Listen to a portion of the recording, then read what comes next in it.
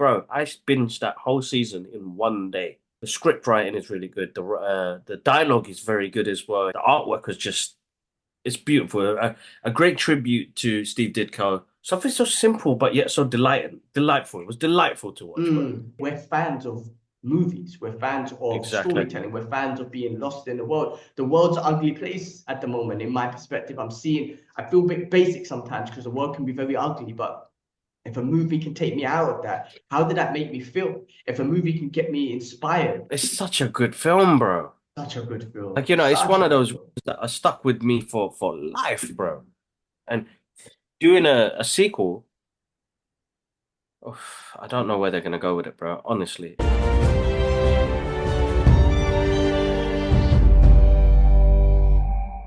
What's happening, people? Welcome back to the Brothers Geek Out podcast. It's been a while, it's been a minute. Us brothers have been busy, but we are back. We've got loads of news, loads of stuff to talk about. So much has been happening in the pop culture world, in our world, and all that stuff. Guys, check the description as always. The timestamp is there. You can take a look at the topics and the news that we're going to be talking about today, and you can just skip to any part of that based on what you're interested in and whatnot. But we are going to start off with the news because there's been a lot going on. News and stuff that we've been like that we've watched and stuff. We always base it around what made us happy, what got us hyped, right? So that's how we start off, and then we kind of finish off with stuff that we watched.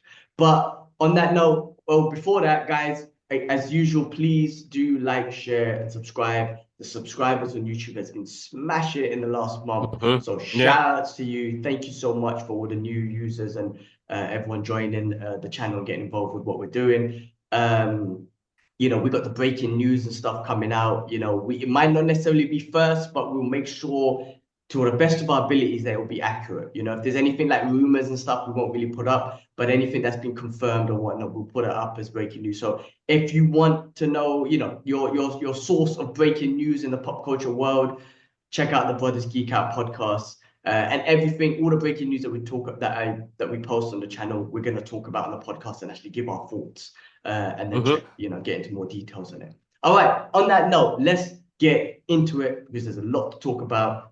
First of all, Kibbs, I believe you went to Mickey 17 premiere about 2, 3 weeks ago. How was Yes, that? that was And that was did really you good. watch the movie? And how was all that Yeah, I experience? did. I did. That one I had the time to sit down and watch the movie. Shout outs to Geek House Show for the invite. Brother Hassan, I gotta say, always hooks me up. So he took me as his plus one. We did get the multimedia screening, but I've already seen it, so I'm not gonna go watch that. Usually I'd be bang on it, but it's like prioritizing timing and good content at the moment now. But Maybe you could send Mickey someone 17, else. it'd be all right. It'd Send, be okay. It yeah. should be I fun. don't know. Just, I'll just give saying, it a go. there might be someone else that might want to watch it, like what Yakub or Ash or something, and see if they want to go. Actually, you know what? I'll see. I think it's a Monday night thing. Let me see. I'll check. I'll double check and go from there. But other than that, uh, it's a good movie, man. Good movie. It's like you're craving to see something different. It's Mm-hmm. a space science fiction, political kind of drama, uh, movie. You're talking about a human. It's like related to real world stuff right now, bro. You got the human race trying to go colonize another planet where it's already got a living species on there. So it's like Mm-hmm. I very didn't good, bro. realize it'd be that deep. Like it more, almost the It's trailer proper almost deep. looked like almost like a comedy-ish. No, no, that's right. That's right. There is. I mean, Mark Ruffalo plays a very eccentric kind of president, senator type of guy. I know who he's playing. Uh, Mm-hmm.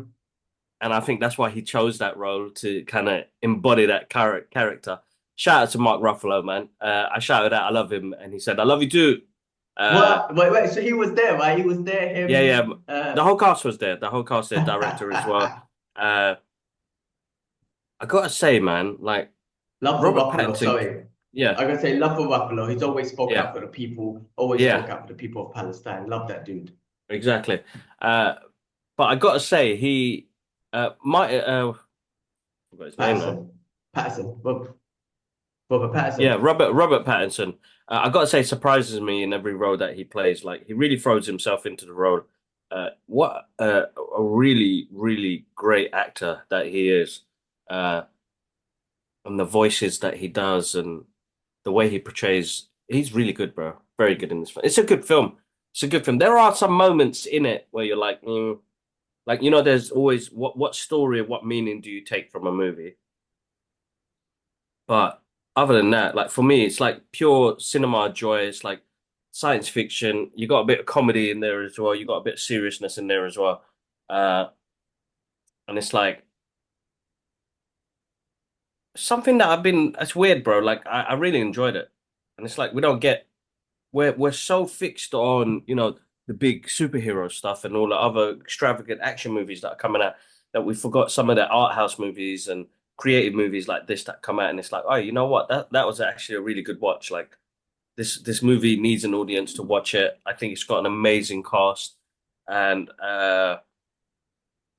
yeah, definitely something I really enjoyed. Something I needed, bro. Like kind of refreshing to see that in cinema.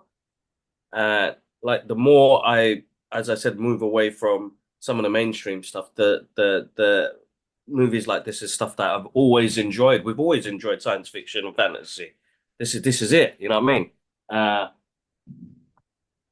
yeah, I'm just starting to enjoy films again. That was a good film to watch, bro. Definitely. Like if I, had the Cineworld card and the rest of it like we used to, that's one of those movies I'd definitely go watch. You know what I mean? So one to check out, guys. If you want to see something different, science fiction, fantasy, fun, check out Mickey 17. It's good. I mean, Tony Collette, Mark Ruffalo, Robert Pattinson.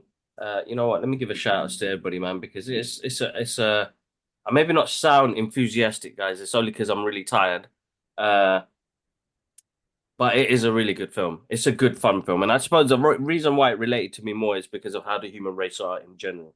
You've got a certain section of how they are. So it had that real world reality to it, but then it had its science fiction element to it, which was really good as well. And as I said, Robert Pattinson really, he plays the part, man. The guy's a good actor, man. It's insane how good he is. Naomi Aki, Sean Yeon, uh, Holiday Granger, I think Granger, and Mark Ruffalo and Tony Collette. This one's directed by Bong Joon-ho, who did the movie Parasites. Uh, Mm. so it's really interesting, like intricate. It looks basically, you know what I worked out? It's an anime movie, like it's anime translated into a movie. It's a project that he's always wanted to do, and he's got to do it, and it's beautiful. So it's good fun, definitely. I enjoyed it, but I'm going through a phase where I want to see different things in cinema now. Yeah, the premiere Yeah. is early because the movie hasn't like the premiere we done a couple of weeks ago. The movie don't come out till what, April or something, right? No, mid March. Mid-March. Still a very early premiere. Well, Mm, I'm glad you got the opportunity to experience that, which was awesome. And getting to kind of be there with the stars is kind of like being like a regular thing with you. Shout out to Geek House for inviting me mm. for that as well, because that's pretty awesome. Okay, cool. I think I might, I mean, March Ramadan's going to be it's going to be Ramadan this week. So Ramadan to Kareem, everyone. Yes, So I don't Ramadan know. Kareem. Yes, I that's don't know. right. I don't know if I'm going to go cinema and stuff like that, but we'll figure out. But I feel like this is a movie I definitely want to watch, and I'll get into. Cool. Changing the tone a little bit. Should actually start with this, man. Breaking news. We lost a legend. We Mm. lost a legend in Gene Hackman. It's really shocking when we heard that. Yeah, But basically, same. Gene Hackman and wife Betsy Arakawa were found dead in Santa Fe home. Oscar-winning star of like he's a legend, man. French Connection, Yeah, yeah, yeah, Unforgiven. We know him as Lex Luthor in Superman. Even their dog died, right? Which made it seem yeah, suspicious, but it could have been like someone mentioned it in one of the groups, like a carbon dioxide sort of thing, like a poison, accidentally gas leak or something like that. Um, but Gene Hackman, a two-time winning Oscar winner, The French Connection and for Unforgiven, and French Connection, and his wife, classic pianist Betsy Arakawa, were found dead Wednesday afternoon in their Santa Fe NM home. I'm not sure what that is. The office of Santa Fe County Sheriff Adnan Mendoza confirmed that their deaths to Variety after midnight Thursday. There is no immediate indication of foul play, per authorities, though the sheriff's office did not want to immediately provide a cause of death. Gene Hackman was 95, Arakawa was 63. Now, Wow. it's 95 is amazing, but like what's shocking or what's a bit, upsetting is that he it's the way it happened. Natural death Yeah, at yeah, yeah. 95, cool, man, like amazing life. And we're gonna go through a catalog of movie, but just the way that happened, like that, it's just like you know what I mean? Like that's a bit sad. So condolence to him and his family. But listen, man, guy he was on Lex Luthor in Superman, right? Superman Yeah, yeah. 2, which Always, is probably always. one Yeah. of the best comic book movies of all time. I mean, just talking about our Yeah. world, but he was in, like I said, he got the Oscar for Unforgiven and French Connection. He was in like Heartbreakers, which was hilarious. He was in Enemy of the State. He's Get Shorty. Hmm. Bloody hell, the list just got like there's a long list I'm just going through, but there's so much movies that he's just a legend in everything, like in so much that he's done, so much work that he's put in over the years. I mean, 95 years old. I mean, Young Frankenstein. Mm. Um, Yeah, he was the guy who was trying to get. He was the blind guy who was giving food to the Frankenstein. That scene there, and he yeah, just kept on messing up and thing, bro. I was yeah, joking. like dropping shit on him and everything, burning him and whatnot. Look, Yeah. the list goes on and on. A bridge too far. The list goes on and on. I didn't want to read through the whole list, but I'm just looking at a never-ending list of this Mm. guy's of Gene Hackman's, legacy of work, man. I mean, another legend. It's just shocking that the way it happened, man. Again, you kind of like, as soon as I read it, I suspected foul play, but then, Mm. it's kind of like. I mean, you never know. Let's see what the reports say, but it feels like some sort of gas leak. It's like Crimson Tide is another one that it was in. Yeah, man, it just goes on and on. No, a legend. That was a bit of a shocker. That was a bit of a shocker, I have to say, man. Um, yeah, Yeah, no, because the it's all of a sudden, right? mm, It's one of those things where it's all of a sudden, and you're like, oh man, hold up, man. Like when I read it first, bro, I was like, that's suspect. yeah, Dog as well. I was like, suspect. There's something wrong there. Some foul play. But that's just me, my conspiracy theory mind. But look, condolences to friends and family. We lose a legend in the game as well. So rest in peace, man. Rest in peace. Honestly, honestly, yeah. It's all we rest can in say. I peace, mean, we King. can't speculate. Everybody's going to talk shit. Mm, But again, he leaves behind a massive legacy. He's got friends and family that are going to dearly miss him. For us, the comic book community, he played a big part in bringing Lex Luthor to life as well. I mean, it's the first time I saw Gene Hackman. If we mm, speak to Dad, he'd be like, he's probably was Young Frankenstein and other movies like French Connection and stuff like that, which are great films, bro. He's a great actor. You know what I mean? yeah, He's one of those guys that has great range in what he does, and he's been in the industry for so long. So he like legends like that create stepping stones for other actors. So rest in peace, man. Rest in peace. rest in peace. 95, amazing, amazing age. Just a shame that the way it happened, man. Yeah. It would have been like a bit more. Actually, I don't even know how to put it in the right words, but natural death would have made more sense at Hmm. that age. And you never know, could have gone up to 100, man. My guy seemed like he was beating time, bro, living till He was, yeah. 95, That's what I'm man. saying. The Rest other in thing as peace, well, man. like that crossed my mind, and without being disrespectful in any way, could be suicide. They both made a Well, decision to all go together. But I'm just that's. yeah, let's not even say things. Let's wait till any reports come out. But main thing, rest in peace, condolences to Mhm. his family, man. On Exactly. I saw something else as well. I mean, not nothing like, how do I put it, man? With all respect, there was Michelle Trachtenberg. She was like in Gossip Girl and Buffy the Vampire Slayer. I Oh recognize her my face, God. which is why Yeah. she passed away at the age of 39. 39. Yeah, the 39. actor best known for films and television roles, including Gossip Girls, Buffy the Vampire Slayer. She dies at 39. She was found unconscious and unresponsive Wednesday in her Manhattan apartment, according to the New York City Police Department. According to the New York Post, which first reported the news, she had recently undergone a liver transplant. Trachtenberg cause of death has not been confirmed by the NYPD, said criminality was not suspect. So I don't know. I mean, she had a liver transplant.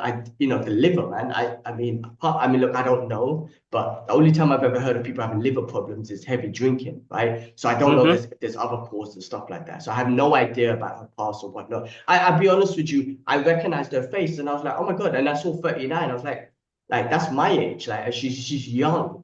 That's what I'm And I saying. remember from Bucky's Bam. So rest in peace to her and condolences to her family. Rest in peace. Hopefully, I don't know. Hopefully, it's not foul play or whatnot because that's just horrible. But we'll just wait and see what the reports say. But rest in peace to Michelle.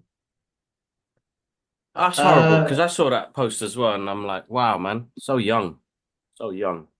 Rest in yeah, I peace. Yeah, know. rest in Rest in peace. peace, man. So young. We can listen, man. We got to take care of our health. I keep telling everyone, man, this year I turned 40, right? And it's Mm. like my body realized, oh, it's 2025, you turned 40. My body's reacting different, bro. I'm telling you, man, if I didn't work out or eat healthy, I'll just explode. Because, bro, Mm. all my life I wanted to be 60 kgs. But my dream has come true, but it's not a healthy 60 kgs. Like the belly just doesn't go anymore. The belly fat doesn't go. Like I'm like, what? Like, bro, I'm not even joking. Before I went to London at the end of 2024, 1 week of Hmm. training, 1 week of clean diet, boom, I'm back to my fighting weight class, 50, 57, 58 kgs, everything's ripped. Come back to Dubai after my London trip 2025 now.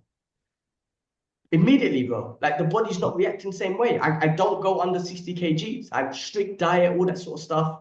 Don't go under 60 kgs, working out hard, the belly fat's still there. I'm like, what the hell is going on? Like the only thing so that's why I'm incorporating the fasting. You know what I mean? Yeah, yeah. Because like that's the one thing I saw that worked, but I need to incorporate that in my life. But anyway, just what I was saying, we have to be healthy, and I'm taking it even serious. Like I'm adding like long form fasting. I do intermittent anyway, but long form fasting into my routine. But yeah, guys, just keep it healthy out there. And it's sad, but let's move on.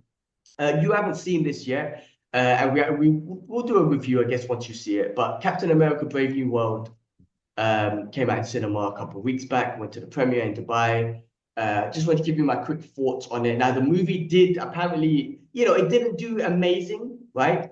In regards to box office, there was a lot of boycotts behind it. We spoke about this as well. I can understand if people want to call us hypocrites and whatnot for watching it and doing a bit of, when I say promotion, just like posting on our Instagram saying, Yeah, going to yeah. the premiere and stuff. So I can understand that and won't even argue against that.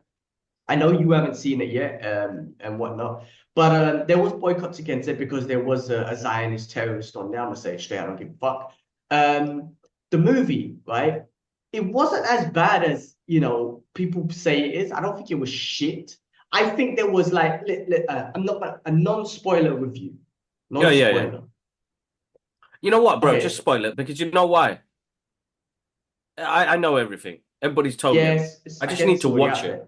Well, we'll watch it and do a proper spoiler review. Okay, but this is a bit of a short spoiler review, guys. If you haven't Yeah, yeah. seen it and you don't want it to be spoiled, then just skip this part and Come out. whatnot. Yeah, skip this part. Yeah. Basically, from a storyline perspective, bro, it was weak. It was a merge of like Winter Soldier and Civil War. Winter Soldier with a little bit of that Oh. espionage, infiltration in the government type of thing, who's controlling the president, blah blah, who's trying to cause an assassination. Civil War in the sense of my friend Bucky being in Civil War, and in this movie being a giant. What's his name? Isaiah. What's Mm. the yeah, Yeah, Isaiah. him Yeah. being programmed or brainwashed to do an assassination attempt. Exactly the same thing as Bucky and whatnot. So it was a merge of those two stories, you know what I mean? So I was like, story-wise, very, simplistic, right? Nothing unique. However, what I found amazing about it was, a lot of closure, right? Got closure on The celestial Hope being. And what the celestial Oh, being sorry. being one, and adamantium, which was a big thing. So that got me goosebumps. That got me goosebumps. They finally introduced adamantium into the MCU, yeah. MCU, right? So Yeah. we don't know what's gonna happen. Obviously, they're looking to introduce X-Men and all that sort of stuff. So that's gonna be awesome. It's a bit confusing because I don't know if X-Men's coming from another universe or they're already there. Whatever. Adamantium's introduced. It's interesting, Again, world governments, Japan, France, they all wanted the adamantium. Interesting that they didn't pick on Russia or China to go get that resource. Hey, whatever. Maybe they're trying to make peace there. I don't know. Or maybe they didn't want to start that conversation. However, Yeah, about yeah. resources and whatnot, I feel like the Wakandans could have just gone in there and said, "Shut up, man. We're snatching this. Make sure you Yeah, leave yeah, it." yeah, So, yeah. because what exactly happened? They went to war and shit. That's the reason why Yeah, yeah. Wakanda didn't want to share their resource because you know what you guys want to do. Anyway, so there was that adamantium, exciting. We got some closure on Hulk. Yeah, and that celestial being, it was kind of weird. After 5, 6 years, no one ever spoke about a celestial being coming out of the earth. So I'm glad that was finally addressed. The Hulk, the lead, was it the leader? Finally being addressed in this after since 2008, when the hype started and whatnot. So that was kind of cool. I wouldn't say that was amazing. He was there was a bit of, I don't know, I found it a little bit of cringiness to him. I don't know what it was. Um, I feel like it was more of a Hulk movie than it was a Captain America movie. So maybe Hulk should have showed up. Maybe Ruffalo should have showed up. That's in my opinion. Like I'm like, Mm. you know what? It's a Captain America movie, but I feel like there was more Hulk involvement, especially because of the leader and whatnot. So I feel like if anyone should have showed up, it should have been Mark Ruffalo. Spoiler alert, he doesn't show up. Bucky shows up in a short scene, and I'm just kind of like, okay, this movie kind of is a little bit about you in Civil War, right? So there's like, it wasn't even acknowledged, like in a sense that, oh shit, the same thing happened to Bucky. I'm going through the same thing that Steve Rogers went through with Bucky as I am with Isaiah. Yeah, it was Um, Isaiah, yeah. and then so that was like, oh come on, man. Like kind of the guy's right there, Bucky's right there, should have reminded you. Oh shit, bro, I'm going for the same thing. But anyway, Bucky didn't offer to help. I'm like, at least help the guy, man. Shit, like there's all this shit going on. Help him, bro. He's becoming some kind of senator or something like that. And I was like, okay, my guy tried to assassinate bare people, so they forgave him, put it that way. They're still not accept, like, still not kind of accepting a black Captain America, but they forgave him and he could be a House Senator and shit. So anyway, there's that. Um, I'm spoiling the shit out of it. But that stuff was kind of cool, like I said, the closure. The other Yeah, stuff that yeah. was cool, I'm not gonna lie, the action was awesome. And we got a red Hulk, we got an angry Hulk. I'm a Mm. Hulk fan. And to see an angry Hulk was amazing. I'm not gonna Okay. lie. Yes, there was Cap did have his struggles about, they mentioned the super soldier. He's like, man, Mm. he was just like, should I just fucking take the super serum? Like, because I don't know if I could do this without it, right? So the vibranium suit definitely helped. But when he was fighting and whatnot, I'm glad he is getting bossed up because you're not a super soldier. So Yeah, yeah. certain humans, right? If he didn't use his vibranium stuff because he's not going to kill people, he's getting kind of taken out or having a struggle and whatnot. But I'm like, yeah, that makes sense because you're not a super soldier. But against Red Hulk, he fully used his vibranium suit, which helped him obviously and saved him. But bro, I'm telling you, the action scene with Red Hulk, even though we didn't get much, it was really, really good. I'll have From a to check Hulk that out. fan, to finally Yeah. get Angry Hulk back in the universe and just to see him do some Hulk shit, you're like, Yeah, yeah. yes, yes. So Okay. those were my exciting things about the thing, and the movie was just so. You know what I mean? I don't know if it's gonna hit over 500 million. I think it hit nearly 200 million. I think the budget was like 170 or something like that. So I think it became a little bit profitable, but I don't think it was Okay. massively profitable. I think more to do. I think there was a lot to do with the boycott. I think so. That and That you character still had a lot of racists that weren't on it.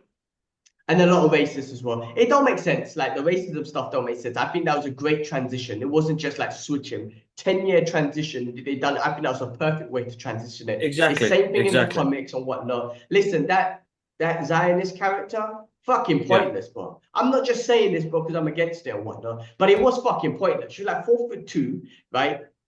Butters, sorry, I'm saying it straight. Butters, so they're even easy to look at, right? And like some what Black Widow and just beating up big men. I'm like, this is like, I know it's the whole MCU world and shit like that. It was just so unrealistic. And every time I saw her, I was like, you're Butters, man. You shouldn't even be here. You're fucking Zionist terrorist, man. I don't give a shit. I'm saying it straight up. We've been blocked before. I don't give a fuck. So that did ruin it. I'm like, your character was so pointless. It wouldn't even matter if you were in the movie, right? So they should have just taken her out. But they won't do because obviously, Zionists and shit like that. So very pointless character, Why very do they? Why pointless would they? presence. So do they actually say that she's part of the Israeli. idea for? Or they No, just say, they mentioned she was born in Israel, but then they mentioned she's a Black Widow thing, so they don't bring up the whole Sabra bullshit anyway. And I was like, that's just I'm actually basic. Like, surprised that they were going to bring this idiot onto the screen, not knowing, and they that's why they did the know. reshoot. They did the reshoots Oh because of yes, that. yeah. They had. I mean, that Because of was that. part of the reshoots. That was definitely part of the reshoots. But it's so stupid. Like you know like yeah, Marvel's being shit-ish on and off, right? And then you want to ruin this? I feel like, listen, man, this is just my opinion, but this whole DEI shit, which I still I have some things that I agree with, a lot that I don't, but I think they intentionally sabotaged it, right? So you have the first Black Captain America. I think they've done an amazing job with transitioning it over for 10 years. What's the best way to fuck this up? Oh yeah, let's just put her in it for some controversy, blah blah blah blah blah. Let's boycott it. People will boycott it. Oh, it's DEI. No one accepted a Black Captain America. Now I don't. I mean, yes, there was a portion of people out there, but you know what? Other fans such as myself, I listen. I watched it for free, obviously, and whatnot, but I don't think I would have paid for it. That's what I'm saying because of that. And she was pointless. I mean, like, she was pointless in the movie. I was like, you were rubbish. And I hope you don't show up again, honestly. Like, not just I don't hope, like, you are such a forgettable character. You know Mm. what I mean? Black Widow, when she came onto the scene, a rememberable character. You can't wait to see her more. This one was such a forgettable, and she had like a little hunchback and shit. I'm like, you don't pick the most butters, Notre Dame lookalike Leave it, fucking leave it, thing. leave it, I'm leave it, like, leave get it. out of Don't get here. too deep, Anyway, bro. I went too deep. I went too deep. My bad. Fuck it. I don't give a fuck. But Sorry. everybody knows What it's is a pointless character that they put into there. Yeah, a lot of the people that have been speaking to me because I originally said this should have been a movie based on Sam's transition into dawning Captain America on a larger scale, on a bigger scale. You know, this guy, he's a human being that hasn't got superhuman abilities. He hasn't got super serum in him as well. So it would have been interesting to dig deep more into that, the mind frame of like, do I do this or not? Like you've got Red Hulk in the marketing, yeah. So people are expecting massive amount of Hulk in this film, which didn't happen. Uh, but what was shoehorning your all in. now we spoiled it. What was your 30-minute preview that they So gave the you in 30-minute the preview was like a mixture of scenes, bro. I oh probably think it was like I thought it was the first 30 minutes, but I don't think so. There were scenes where he goes rescues some people in a church. yeah, that's the beginning, yeah. Is that the beginning? Yeah, Yeah. and then uh, sorry, bro, hold up. Uh, and then the talk with President Ross about bringing the Avengers together, and Mm. then uh, him walking out after Isaiah did what he did, and that was it. That's 30 minutes. Okay. So it wasn't much. I feel like it wasn't much to even get me enticed. But you know what? That's the thing, and I'm gonna agree with you. The way they shoehorned that character in, like I would have loved to seen him and Watkins' relationship more because they've got banter between each other, but them two working together, and you've got the new Falcon into the new MCU. He was good. I And didn't mention him. He was actually good. Very, very like charming, funny, young kid, excited. He was good. I actually liked his character. so, like, he's like the Kamala Khan. Uh, what do you call it? A fish out of water. You know, the fan that becomes the hero. Uh, so I would have liked more of that. But as soon as I saw that scene and she was there, and I was like, oof, this is gonna put people off. This is just It gonna put did. people off. Every time she came on the screen, I was like, shit, better say fucking terrorist. Sorry, I'm saying the word. I shouldn't have said the word. We're gonna get banned again. Every time I saw her, I was like, buzz. It was off-putting. It was off-putting. So anyway, listen, the movie, it was affected. You know what I mean, from that perspective. Mm. So there's so many perspectives that just I don't know if you want to call the movie a failure. At the end of the day, if it was a little bit profitable, I don't know if that's called failure or success or not, or maybe just break even. I don't know. It's a shame. It's a shame. But it's not bad though. I'm telling you though, it's not bad. You cut all those stupid scenes out with her. That last fight scene, I don't care. That was sick. That Red Yeah, Hulk was sick. Was freaking awesome. I thought that was awesome. And the action scenes, what he does with the shield, he doesn't have a super serum, but he's got the ability with the wings, so he clearly understands that. So he's got these great abilities that he's able to do with the shield and his wings and everything like that. And his superpower is he's a human being. We yeah, started off with him talking to people, doing those therapy sessions with war veterans and PTSD and whatnot. That's his superpower. Steve that's Rogers right. Yeah, didn't yeah. have that. Even though Steve Rogers, we saw him try that in Endgames and whatnot. I think he was kind of showing love to Falcon because of what he done and What he whatnot. was, yeah, yeah, But yeah, yeah, but exactly. that Steve Rogers can't do that. That's Falcon's superpowers. You know what I mean? So Falcon's good at that, and they express that in this. I feel like again, I'm spoiling it. They spoil this a little bit with in What If, because in What If you remember, Hulk goes crazy in the last season and he has a little talk with him, which kind of backs off Hulk. It's the same way he kind of calmed down Red Hulk in this. I just spoiled it, right? And had a little Okay. chat with him. So I was like, oh, Oh, you spoiled it. And what if? Why would you do that? Anyway, listen, that's Sam's superhero power. People might think that's stupid, but I really like that because it goes back to when we first met Sam Wilson in Winter Soldier. He was talking to people, trying to, that's his superpower. That's what he's always known. And that's why I think Steve Rogers, one of the reasons why Steve Rogers was like, yeah, you're the guy. You are mm. you know what I mean? I passed this mantle down to you because of who you are as a human being, and you'll try your best. Listen, man, because of the boycotts and whatnot, it's hard to say go watch it in cinema and everything like that because she's so off-putting. But I don't know. DVD I'll have to games, check it out. Definitely, I'll check it out. I will check it out and go from there. yeah. All right. Well, okay. Let's move on to something that was really, really exceptionally, really good, and I didn't expect it, which was Your Friendly Neighborhood Spider-Man. So, bro, this I put it on, yeah, and I was like, we'll see what happens. We'll see. Let's check it out. And first of all, I'm not an artist, but I definitely respect comic book art and the way it was drawn out. It's like Steve Ditko on the screen, right? Especially because the stuff that I'm noticing, like everything had a black shading, outline shading, like the Yeah, jumpers are yeah, yeah, black, yeah, yeah. everything was like that. And I was like, and all the character design was old school Steve Ditko. It was just absolutely amazing. It does start, and spoiler alert, guys, right? It does start off with a bang. And you're like, Yeah. holy shit, this is it. The story, I feel like kind of, kind of get a little bit just kind of maintained. And then, man, introduction of certain characters, the whole MCU characters, a lot of Spider-Man villains.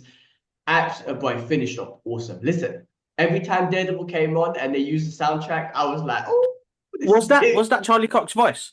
Yes, yeah, it was Charlie It Cox's voice as was. well. Oh, Yeah, sick, how bro. Like sick was I that? So I'm surprised so they didn't enjoyed. use what's his name? Spider-Man, what's his name, man? Tom Holland's voice.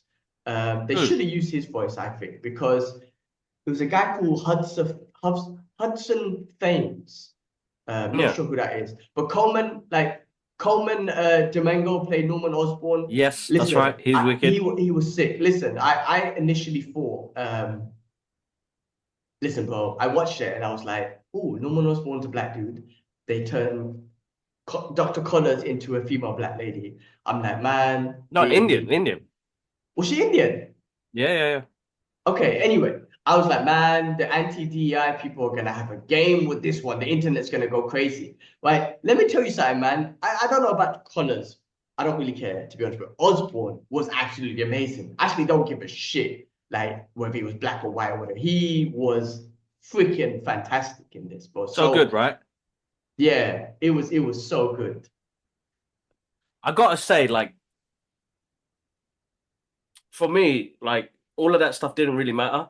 It was Peter Parker's journey, like, and the way it was, and how it's a different dimension to the 616 that we know of.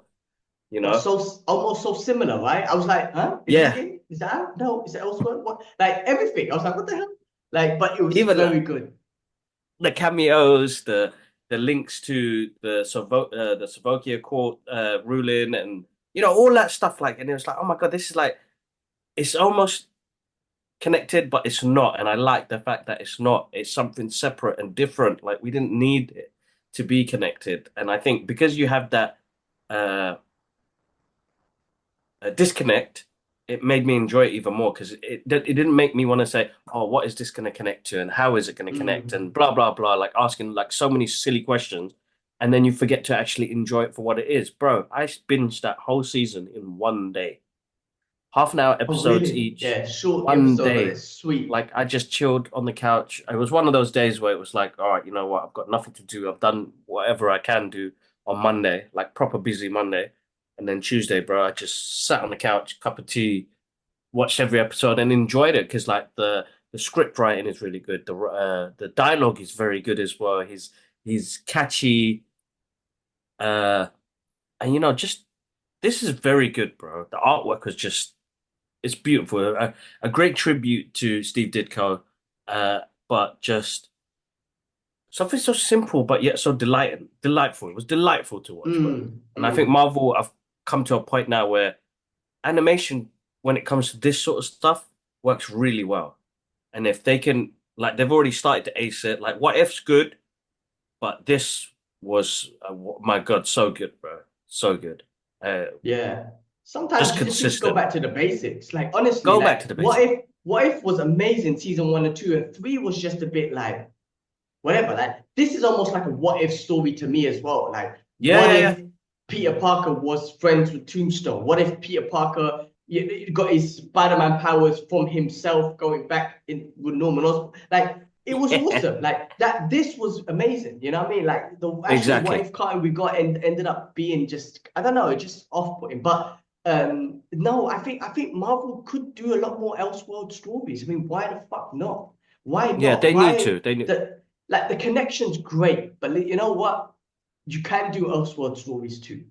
And Well, I think it's important that they do the Elseworld stories because uh what do you call it? Werewolf by Midnight, bro. How good was that? amazing. That was amazing. So that was the last Marvel presentation that they did, special presentation they did. And you need to bring that stuff back, man. That was creative, directed well, looked amazing. Like, come on, guys. Like, I think people need to work on that. Definitely. They need to work on that. They definitely need to work Yeah. on that. Well, But yeah, very good. speak of Yeah. that, Punisher, man.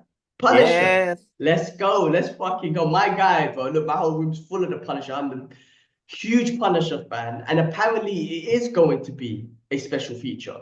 I was Yes. reading about it. I'm like, hold on, is this going to be a show? Is it going to be a what? What's it going to be? I'm reading that it's going to be a special for Marvel and Disney Plus, which could be one of those. So I'm reading off where am I reading? The Hollywood Reporter. So the actor John Hmm. Bernthal, it's amazing Punisher. I love that dude. If you somehow meet him, man, tell him I love him. The actor will replace Frank Castle, aka anti-hero The Punisher, in a special of Marvel Television. The Hollywood Reporter has confirmed. Bernthal is co-writing the standalone special now in the works alongside Marcus Green, who will also direct the Disney Plus show. The Disney Okay. Plus show will air in 2026 alongside the second season of Daredevil Born Again, which is currently shooting now as well, season 1. Um, Again, Born Again season 1, which will see Berthnall's appearance as Punisher, which is coming out next week. So, bro, when I saw that, you can't listen, man. You know me. I'm such a huge Punisher fan. I couldn't stop. It's what I want. I'm trying to say I'm Yeah, yeah, such yeah, a exactly. when you Yeah. get what you want. I mean, I want so much, but when you get the character that you want, the Berthnall character, it's like, please, just let's give us more. It's been too long. So happy. Yeah, yeah. So if they are doing a special, I mean, I'm not expecting that much. Like, I'm in the sense of like storyline and all that sort of stuff. Like, man, just make Punisher do some Punisher shit because that's what gives you Exactly. joy. Exactly. So Exactly. that might be a cool special. And I would say, please, like, you have all the rights to characters, bring them in. Why not? Why not? I'm not saying that it 100%. has to 100%. connect to the MCU or has to connect to Born Again, and maybe it should, but maybe it could just be a separate Punisher mission because, we saw the Punisher show, we saw he's connected to Daredevil, we saw his own show and whatnot. Cool, maybe just put him on a separate mission.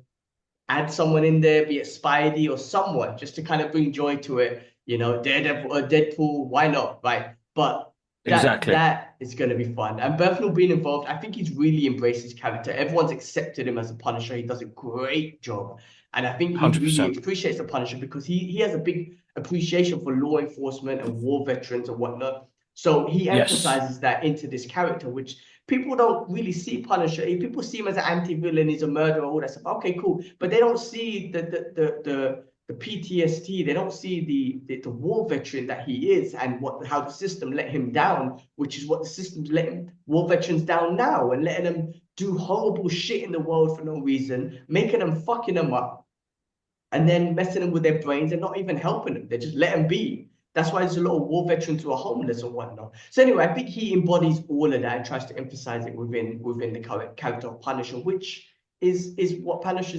is, man. So super excited for that, man. Great. I can't wait for that. I cannot wait for that one, bro. No, same here, bro. Let's see how it goes. And yeah, man. It's Yeah, happening. It look. The yeah. thing is, I haven't been watching any more trailers from. I watched the first one that we reacted to. I think you reacted to as well. And I haven't. You know what? I'm starting to get used to not watching trailers no more, bro. Agreed. I'm the I'm same. starting to get First used to not one, watching maybe trailers. second one. That's it. Yeah, like TV spots, all the rest of them. I'm Nah. gonna stay away. I think because Marvel has been the worst with marketing, and I have It to has say been, isn't it? it's The been spoilers. horrible. How, wait, this is my thought around this, right? How is it they only show you 30 minutes of Cat, right? But then in a TV spot, they will spoil, they said the adamantium. Did they spoil it for you in a TV spot? I mean, how are you only like, oh guys, we're only show you 30 minutes, so there's no spoilers that come out. But then you do a TV spot and then put adamantium in it. Like, get the fuck out of it. You guys have been terrible with all of that shit. Yeah, bro. Since Madness of Multiverse Madness, yeah. Multiverse of Madness, their spoiler record is horrible. So I'm gonna avoid watching. Like I watch first trailers and then after that I'm not watching no more because Agreed. uh, it's taken out the fun in watching and enjoying movies at the moment now, and Marvel movies especially because it's like, come on, guys, we're all coming to the cinema paying 20, 30 pound with guests and popcorn and the rest of it to watch this and to let me know I've seen all the best stuff in the trailer. It's not worth it. I'll just stay at home. I'll just stay at home. I'll stay at home. If that's what you want and you want more people on Disney Plus, I don't even have a Disney Plus. I'll just stay at home, bro. Yeah, just watch Just the trailer. What you could do is just watch the trailer, watch a couple Instagram posts. You're like, oh, I think I got it. Like, yeah, exactly. And yeah, that's the reality we've come to now is that I could go on TikTok or thing and somebody would break it down so well. I don't actually have to go watch movies no more. And I think that's a bit of a detriment to the industry as well. Because it's like, what can you do? Uh, why aren't people ain't going to see watch cinema? Well, you're paying, or it got all these influencers just ruining the movie, like the experience, the movie going experience. There was something that oh my God, I think. I wanted to Go on. bring something up. You just reminded me. I'm sorry, man. Go on. When I watched the Captain America Dubai premiere, bro, they invited bare random influencers. When I say random, I tell you why I know they're random influencers. Bro, there was two girls that were sitting behind. They were just looking at each other like this and talking to each other throughout the whole movie. I'm like, why would you invite them to a premiere? Why? They probably got some social media following, so you're like, oh, we gotta invite them. Like, what the fuck? Like what this is what I'm trying to say. Like I get it from a marketing perspective, but why are you going to invite people who are genuine, who are not interested at all that they're talking throughout the whole movie, literally looking at each other, having a conversation? And I'm getting vexed. I'm like, why, who the fuck would invite these lot? Probably got a couple But social they got media numbers, followers. isn't it? That's Yeah. some bullshit, man. You're ruining the experience for everyone, and you're so like you're showing that to fans, like you guys don't really matter. We're just trying to get the mass. Like I get you're trying to make money. I get it. That's Yeah, yeah, what's the yeah, yeah. point. But come on, man, invite fans, invite people who would genuinely have some geek out moments that could really sell it to the fans, man. Not these influencers to be like, I saw Captain America, it was great. 10,000 followers or 50,000 followers. Got bollocks to that, But they man. don't even do that, bro. They don't even do that. Bollocks. There are people that are on, and this is not me. Like this is gonna sound like I'm crying. I'm not crying. Look, each to their own. They got their numbers. They worked hard to get those numbers. I'm not saying you didn't, okay? You're not a fan of movies. You take a picture. Some of the people take pictures and then they split home, bro. Mm. They'll do the red carpet stuff or the screening stuff. They wouldn't even watch the movie, they blurt. And they'll say, Yeah, yeah, they it just was a there good to take movie. a picture of the actor. Oh, I was here. I took a picture of the actor and stuff like. Listen, I'm not saying I wouldn't want to do that, but what I'm saying is like genuinely taking our time. Listen, I don't want to criticize or whatnot, but taking our time, breaking down the movie, giving our thoughts, recommending it, trying to get philosophical about it, like really Yeah, yeah. thinking about it, how it made us feel.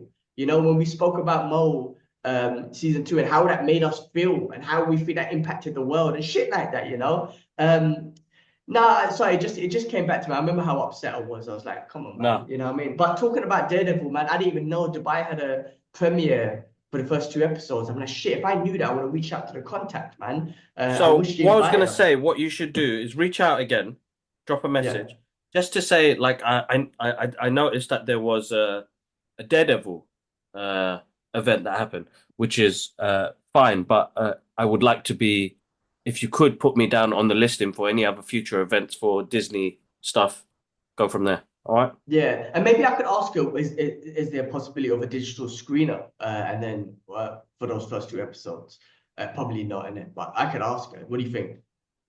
Give it a go, bro. Yeah, why not? I'll Yeah. WhatsApp her after later on today.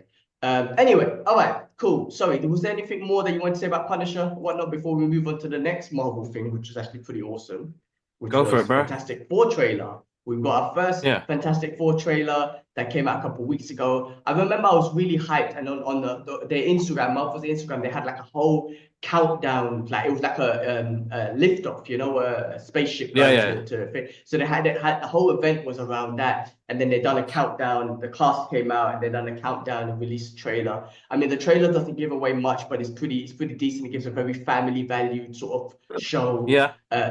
It's got this retro feel into it. Obviously, it's based what in the 60s or something like that. Hmm. But then we saw the thing and literally almost felt like the comic books put on the screen finally, which was absolutely awesome.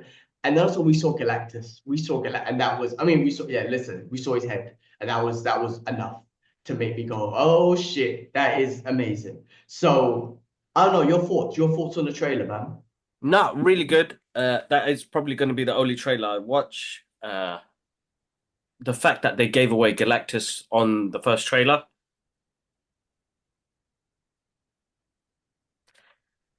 I don't know if I'm slowly losing the love for it or not. Like, as much as I love it, it's like I'm not going to go cinema if you guys are going to keep doing it. Like, that's why I suppose I enjoyed Mickey 17 so much, because I only saw the one trailer, was interested to see what they do, and then really enjoyed the movie when I got to the cinema. Look, it looks great. I'm still not happy with Pedro Pascal playing Reed Richards. Uh, he's growing on me. I think he's great. I've got no qualms with him.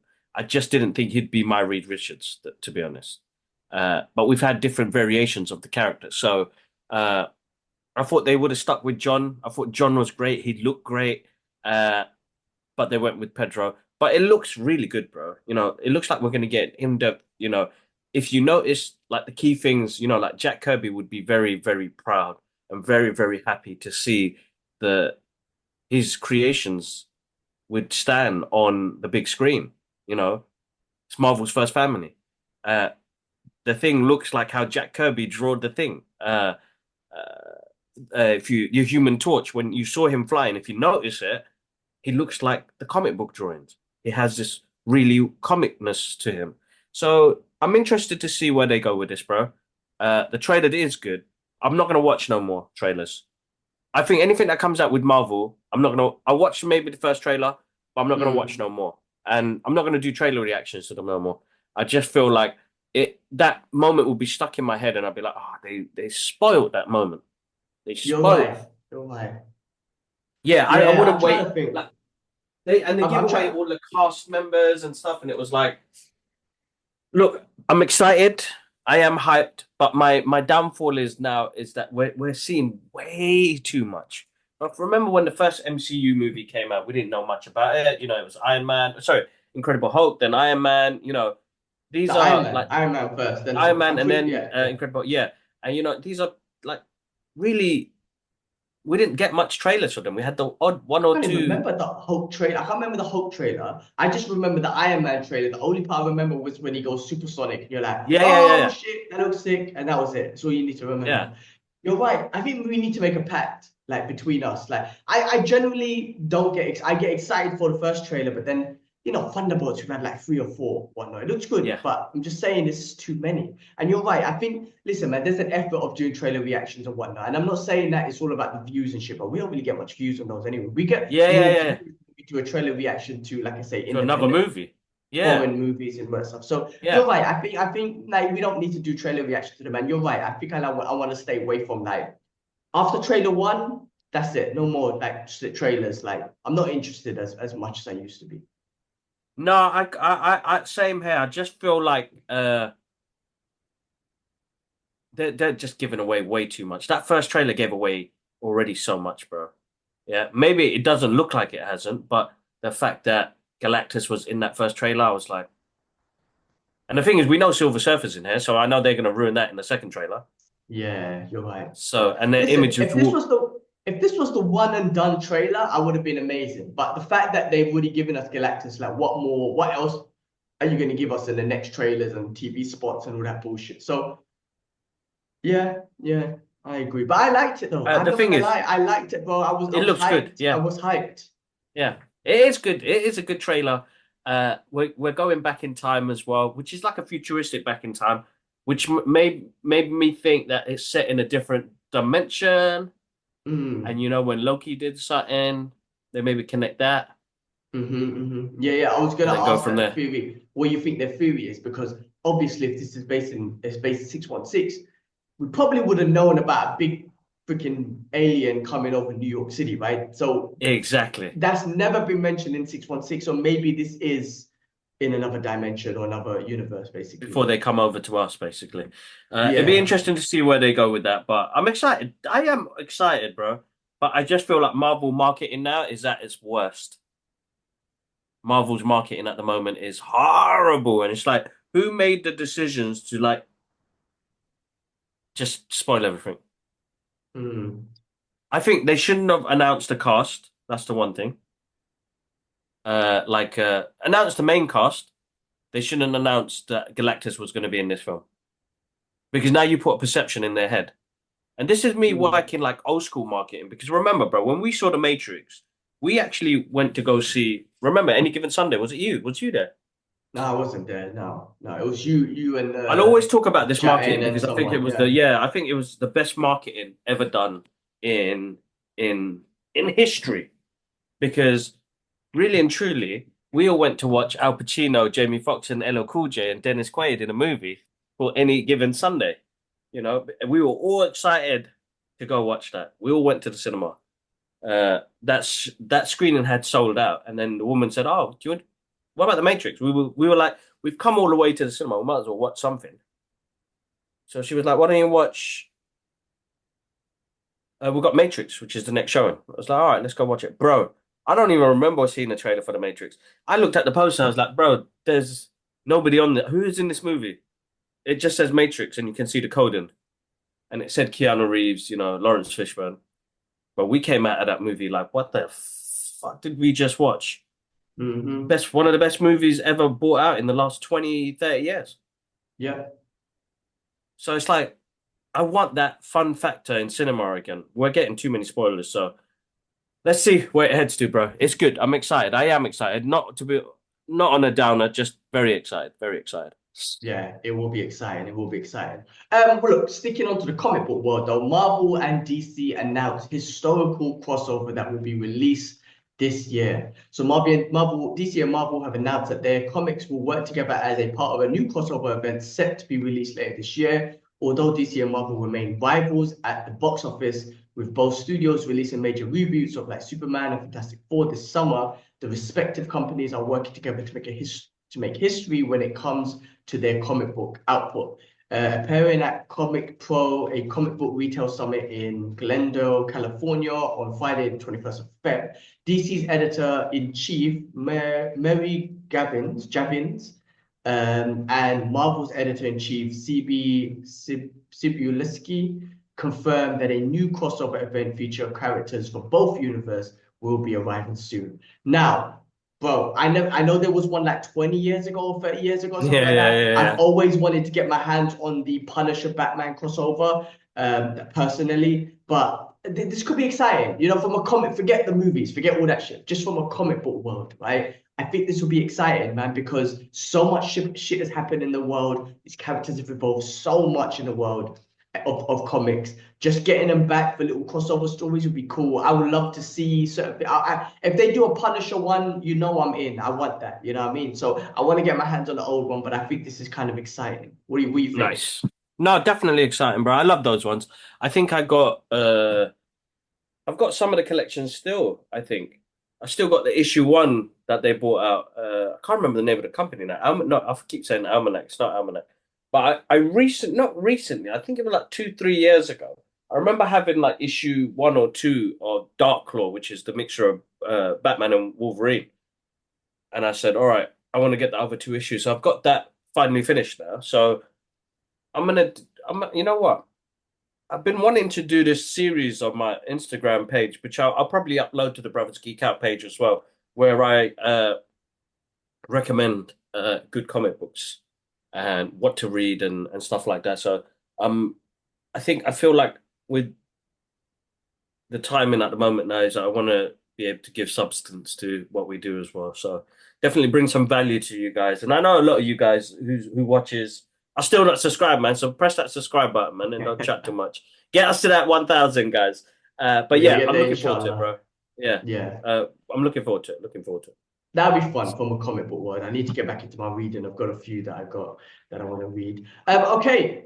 Talking about more crossovers or just working together again. There's Spider-Man and Wolverine together again as a web and Slinks fly into new comic series. Two superstar creators, two legendary heroes, one blockbuster series announced earlier today when I say today, that was like last week or something, February 19th.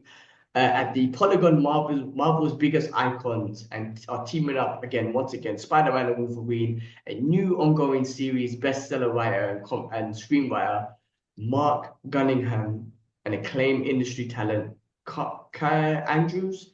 So we got these two coming back together in a comic book series, which should be fun. I think that's going to Nice. be That'd be good. very Definitely. popular characters, just kind of bring some life again. And I feel like you can make these into animations in the future. When you kind of get these characters involved, make them into Disney Plus animations just like you did with the Spider-Man uh, Neighborhood Spider, which was good.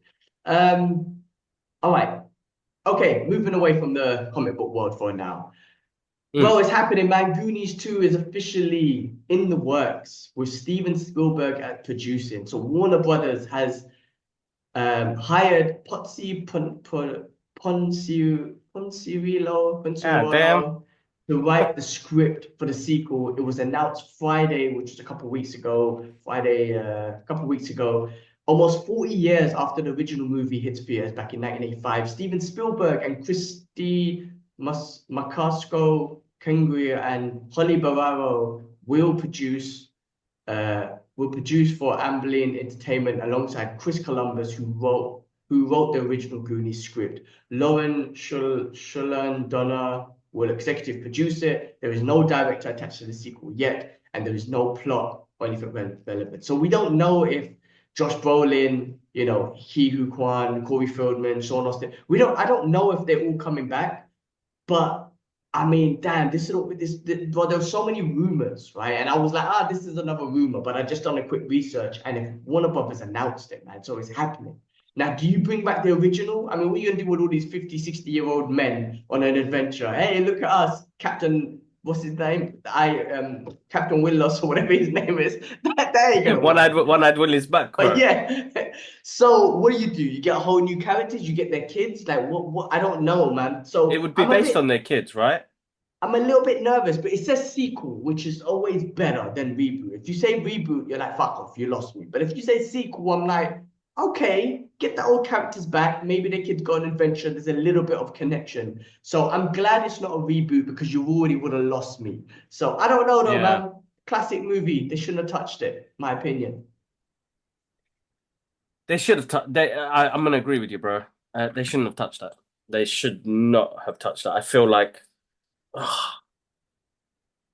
they should have left it. Why are they doing that for, bro? Why? We don't need those movies. We don't need a sequel to it. It's a perfect movie by itself. Now you add something to the element to it, it could mess it up. Like, see, they did that with Ghostbusters.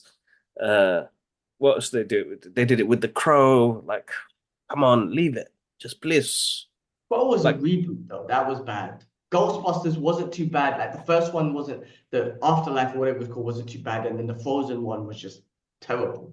You know what I mean? That's why I feel like the Afterlife one worked so good because it had the elements. It was connected.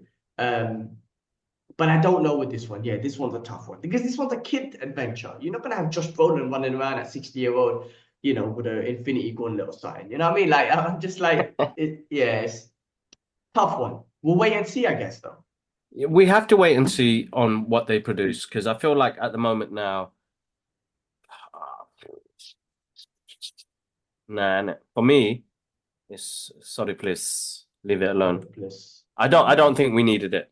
We Such a personally, good, it's such a good film, bro. such a good Like, film. it's Such one a of good those film. that are stuck with me for life, bro. And doing a sequel, I don't know where they're gonna go with it, bro. Honestly, it has to be such a good script, but it it it won't resonate with for the new people. Who are you gonna introduce to this? Who are you gonna introduce to this? Nobody's gonna be into this, honestly. I'm not a fan of it, bro. I've Mm. always wanted, it's amazing to see universes grow and stuff like that. And all I want is goodness from this, but no, it's not working for me. Yeah, tough It's not one. working for me. I just feel like, oh man, they could have done something really, just something else, bro. Honestly, they didn't need to do this. They did not need to do this. I'm not a big fan of it. Uh, and as you said, like, how good is the story going to be for it to connect to a new amount of new audience and connect to the older audience who absolutely adore it? Because that's a film I probably watch once a year, twice a year still. It's a movie that I genuinely put on because rewatchability. Now you add a sequel to that, unless it's like Back to the Future 2 or 3, I'm not going to watch it. It's that it doesn't have that. I mean, what they're going to work on with this, is that going to be a nostalgia thing?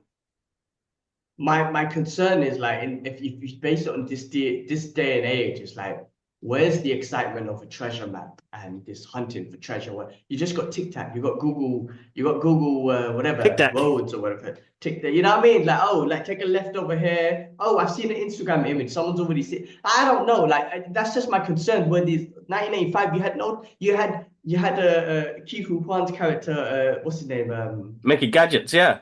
Yeah, Data. with those cool gadgets, they were like at that time they're cool. You look at them now, you wouldn't say that's cool because you're gonna expect some laser beams and shit. But you got that little boxing bag that come up, slick shoes. You're like, this is the best thing in the world.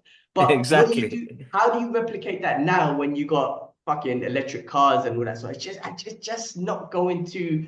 I It's don't not going to know. We would work. have to wait and see. We'd have to. Steven Spielberg's behind it. Maybe there's something that he sees, like they can make happen. I don't know.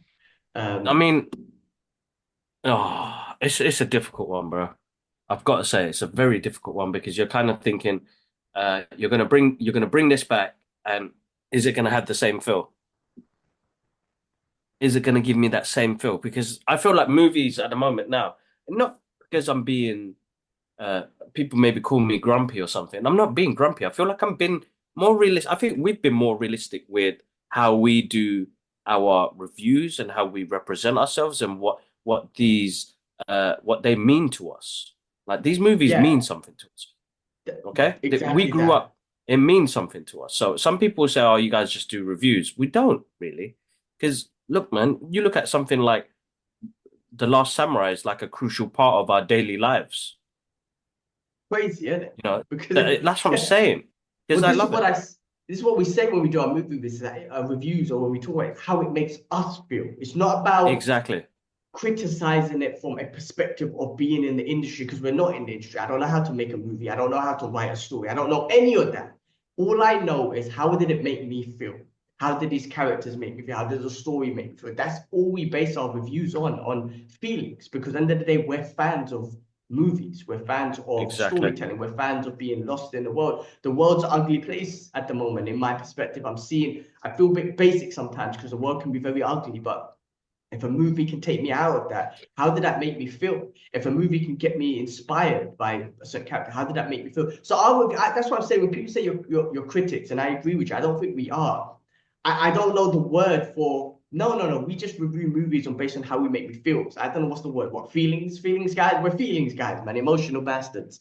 I don't know how to pull it. We're not critics. I won't criticize a movie because I don't know how to make a movie, so I can't criticize it. I can only talk Exactly. about how it makes And us we feel. didn't study film. We didn't study film. And like there is plenty of like really good uh reviews out there that people see themselves as critics, Hey, and look, they explain things properly.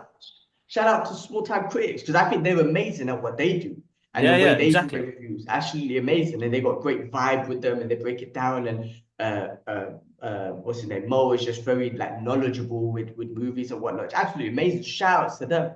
I think they have a great sort of system and platform that the way they review movies. I just don't think that's us. Like that's not me or It's never you. been us. I'm not It's never that. been us. I'm not that cinema or movie intelligent. I don't have that. I have history of feelings, not history of knowledge, if that makes sense in any 100%, ways. 100%. No, I know what you mean, bro. And that's what I try and say to people. Because at the end of the day, I'm still a fan who loves this stuff, but people actually would see us as critics.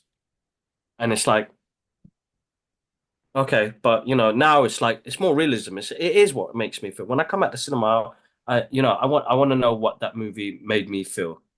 And Yeah, and that's just because it's of probably my old ass age. I just want a bit more meaning to what I watch, the understanding of what I watch. Does it give a positive message as well? I think that's yeah. more important to me now. Even if it's a cartoon, you know, there's that line from Your Friendly Hood Spider-Man is, with great power comes great respect. How do you flip such a great uh they flipped the script.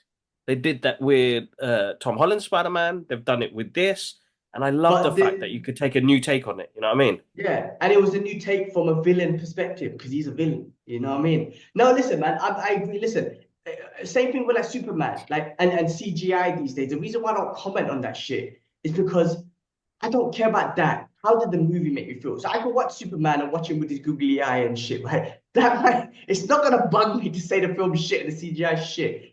How did the movie make me feel? Did it make me feel Exactly. happy? Did it make me feel sad? Did it make me not feel anything? Then I'll say to you, no, I didn't feel anything behind it. So that's my Exactly. point, man. That's why I don't talk about the CGI and the Flash movie. Like we defended the CGI. Like I can admit it was basic, but how did the movie make me feel? Did it give me that nostalgia It had feeling? a Did it good give me any presence sad? to it. You know what I'm saying? So that's why we're feeling critics. Fucking, we got too much. Nah, We got too all much. good. I think we got too much estrogen in us. Let's put it that way, man. We need Exactly. to. So, Exactly. all right. Anyway, moving on. All right. Extraction gears up with a new TV series starring Omar Sly. So the already larger than life Extraction universe is expanding with a new series. Omar Sly, who we know for Mm. Lupin, who was also Yeah. in the French movie Untouchables. He was also in the new Killer movie. I really like him as Yeah. an actor. He's very cool. He's very calm. He's got this presence about him. He's just Yeah. like, what's the word? Like he's just a cool dude, man. He's a cool cat or whatnot. Very Uh, good. has Very good. been has been tapped to lead the mission that will get your blood pumping in eight heart racing episodes. So this will be a Netflix show. The Russo brothers are involved. We saw the action that we saw with the Chris Hemsworth's one. Absolutely fantastic, edge of your seat action, just amazing. This is going to be in that universe. This is exciting because I feel like because extraction missions happen all over the world. It's not just one guy, right? So it's great to see that, and maybe they cross over in the future, which would be actually pretty cool. I would say that's gonna be pretty cool. That would be. That would So be. The high octane extraction films based on a graphic novel included novel Slid Ciudad, I don't know, by Andy Parks, Joe Russo, and Anthony Russo, exploring perilous searches and rescue missions around the globe. The new action thriller set in the same world follows a mercenary played by Sai, who's trapped between warring factions and ruthless killings. He has navigates a dangerous mission to save hostages in Libya. The series dives into emotional struggles and conflicts and flawed characters, each facing trauma, betrayal, and life or death choices. So I think this will be fun. The other one, Extraction, was so good. I have to. It's a fun movie, bro.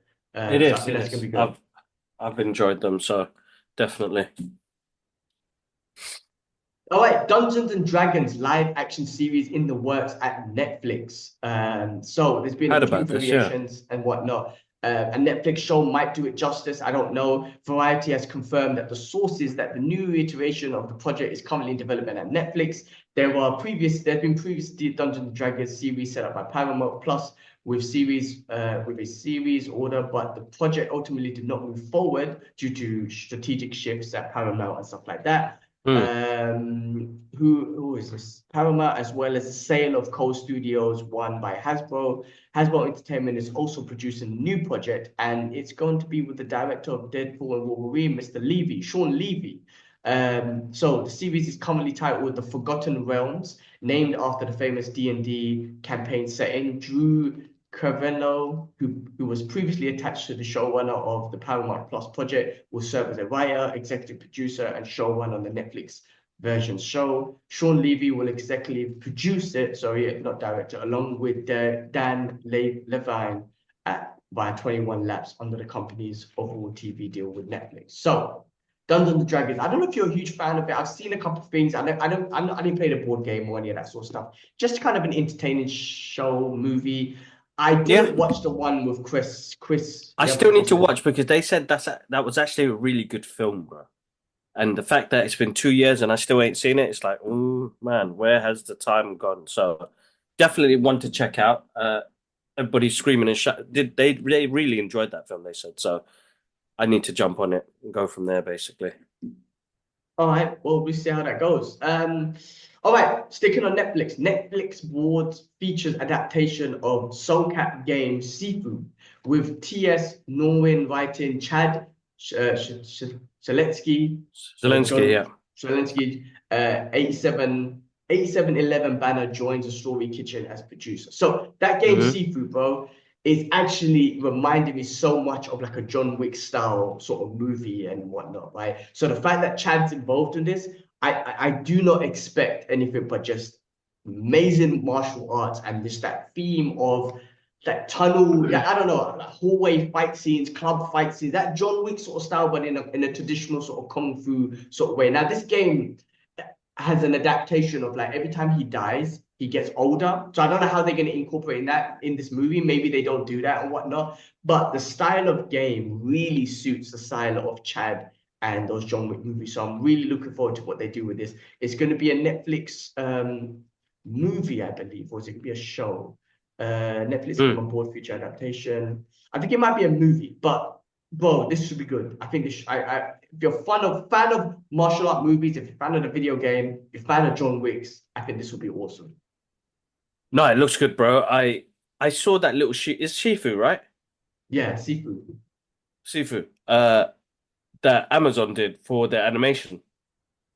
Exactly. And I really The liked that. secret So level one. Secret Level, that's right. Which was really good, bro. So I'm excited to see what they do with this, definitely. So I'm very excited to see what they do with this. Yeah, that's awesome that you've seen that because you don't even have to play the game to be like invested already. You're already invested with the character because of what you saw. So Yeah. I'm glad you saw that and whatnot. So that should be good. Sticking on to that sort of gaming crossover movie, Sleeping Dogs movie is in development, and we're hearing Shang-Chi star Simu Liu is set to play Wei Sun. So another game I never played. I know Ashraf played it based on I think in Hong Kong and stuff like that. But should be a fun game. I can't really speak much on the game because I haven't played it, but should be fun. Based in Hong Kong, you know, that sort of style of martial arts and gaming and storytelling and whatnot, Hong Kong gangsters and all that sort of stuff. So Yeah. yeah, another game adaptation. Let's move on. Netflix raising prices in the US again, including first hike on ad supporting tier. So I didn't bring this up, but this was news from a couple of weeks ago, right? So Netflix is already putting their price up, starting plans going up by $2.50 to $17.99 per month in the United States. It's crazy, bro. Listen, they're getting people with advertising. I think standard plan without advertising is raising by $2.50, going up to $17.99. I think if you want another plan, premium plan without advertising, but advertising is freaking annoying. So I can see how they get people. But listen, man, Netflix is dominating the market. I think they have flexibility to do this because there's loads of them streaming companies, but Netflix does have a good catalog of stuff. So they're gonna do what they're gonna do. Business is business. Business is business, which is Yeah. scary because you're coming to a point now where it's like you're gonna pay a big amount of uh money that goes to subscriptions, bro. That's crazy, bro. Yeah. That is crazy. That's You know what I mean? That's the line of business these days now, And it's man. like, and it's like that everywhere. And it's like, oh man, how do I even keep up with my normal payments, let alone that? Do you know what I mean? hmm So It's that's not the cheap, crazy man. part. It's Not not, cheap. bro. Say, You think think about about if you had, yeah, Netflix. Say if you had Disney Plus, we boycott them. But say if you had them. Say if you had Amazon. Say if you had Spotify. Say if you got a YouTube one. Like we're talking about nearly £100 already a month gone on TV subscriptions. And how often do you watch them? Like there's so much shit to watch. How often do you go through it? It's like almost having a cable channel. Remember back in days, and just keep flicking and keep flicking, keep flicking. Like it's just like. But hey, it's business, bro. Business is business. mm, it's a tough one. Definitely a tough one. It's how you work it out and where you're gonna take it from there. So it is interesting that it's coming to that point, bro. It's quite scary to be honest. I'm Yeah. finding it a bit scary, definitely, because without a because doubt. the price will never stay. Like you're talking about, it's always going to go up a couple of dollars every couple of years or whatever it is. So you're going to get to a point where you're like, fuck, like it's £50 a subscription, motherfucker. Like, you lose. Um, Listen, it's tough, but Netflix does give us movies. We just talked about Extraction and Sifu, and all this sort of stuff. Like you're giving good content. So it just depends where you want to, like, what you want to see more, where you What get you more want to see, value yeah. out of. You know what I Yeah. mean? So I think Netflix still dominates the markets when it comes to that because they're not attached to a 100%. studio like Disney Plus, like the Warner Brothers one, like HBO. They're attached to certain studios and content, whereas Netflix can branch out and create new content and all that sort of shit. No, exactly. Agreed. Agreed, bro. All Definitely. right. Moving All on, right. Street Fighter finds its director in Kitao Sakurai. Mm. The filmmaker, perhaps best known for writing, directing, and executive producing, Eric Andershow, has been tapped into Street Fighter. I think he was also involved in the one, that video game one with Anthony Mackie.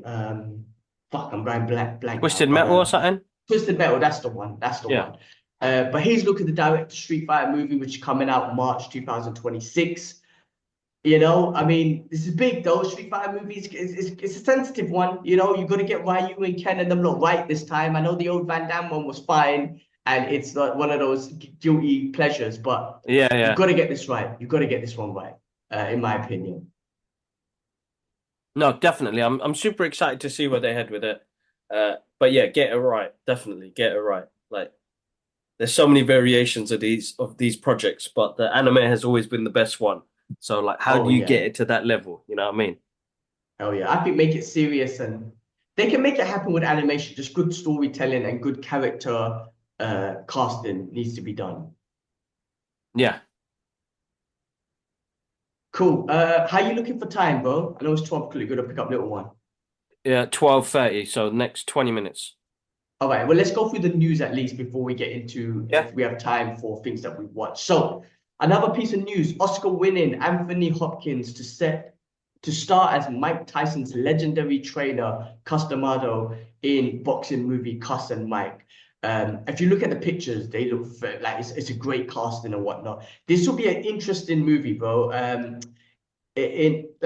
But I hope they dive into the psychological side of Customado's training with Mike Tyson. I don't need it to be like I mean, for my opinion, I don't need it Mm. to be about Mike's story. I've seen that, right? I want it to be about the psychological side of just kind of turning this guy into a machine, taking this guy from the streets and turning him into a machine because Customado done a whole lot of like what's the word, hypnotizing and just kind of really focusing on Mike Tyson's mind, right? For let alone the fight, because Mike Tyson, as a savage that he has, he openly admit that he was nervous and scared and whatnot. And when you look Yeah, at him back then when he was in his prime, he was a scary motherfucker. But he admitted that he was scared back then still. But he had this thing about his eyes, and Customado really was able to dig into his mind, bro. Man, got this is his what mind. martial arts Yeah, and fighting, they say fighting and martial arts and combat sports is like 90% mind because it's all, yeah, you're fighting yourself, honestly. Like it's that's those right. Yeah, demons.